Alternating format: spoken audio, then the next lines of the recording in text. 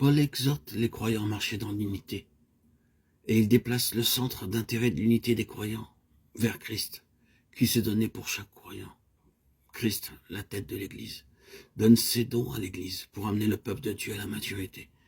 Cette maturité n'est pas accomplie au travers d'hommes qui conduisent, mais par les dons de Christ donnés à l'Église. La seconde erreur de la chrétienté de nos jours est l'homme qui pourvoit en conducteur pour la conduite du troupeau de Dieu. En commettant la première erreur, celle de faire l'unité, l'homme est conduit invariablement à commettre la seconde erreur. Lorsque Dieu a fait l'unité, il a pris la responsabilité de pourvoir à chaque chose pour cela. Christ, la tête de l'Église, est le seul qui puisse donner des dons à l'Église, dons d'apôtres, de pasteurs, d'évangélistes et de docteurs. Pour bien expliquer cela, prenons l'exemple d'une personne qui veut devenir ingénieur.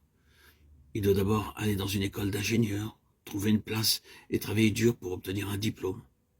Il devient alors ingénieur. Mais lorsqu'une personne veut être un prophète de Dieu, elle ne peut pas agir ainsi. Elle peut aller dans le meilleur des collèges bibliques, étudier pendant de nombreuses années. Mais aucun collège biblique ne peut produire un prophète de Dieu. L'homme ne peut pas produire un conducteur spirituel. L'homme ne peut pas produire les dons de Christ. La plupart des gens qui sortent des collèges bibliques ne sont pas des bergers, mais des mercenaires. C'est un fait bien établi. Ce que le berger fait pour son troupeau et ce que le mercenaire fait. Un berger donne sa vie pour le troupeau.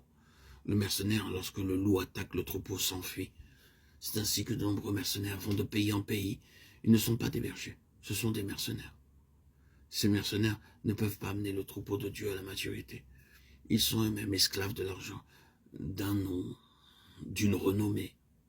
La maturité est introduite lorsque l'Église de Dieu est à genoux et crie à Dieu pour qu'il donne à son Église les dons. Dieu accordera ce qui est de lui. C'est Christ seul qui peut donner les dons d'apôtres, de pasteurs, d'évangélistes et de prophètes.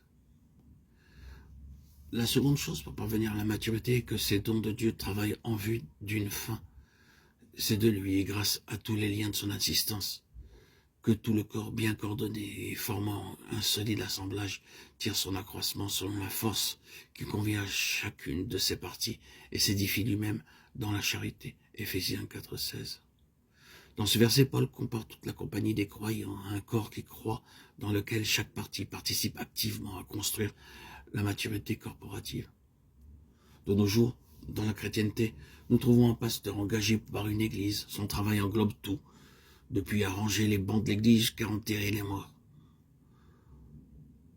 L'autre partie du travail est de venir le dimanche matin, entendre le sermon, donner la communion et retourner chez soi.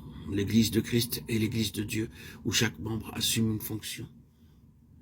Comme dans le corps physique, chaque membre fonctionne et permet au corps de parvenir à maturité. Ainsi en est-il du corps de Christ.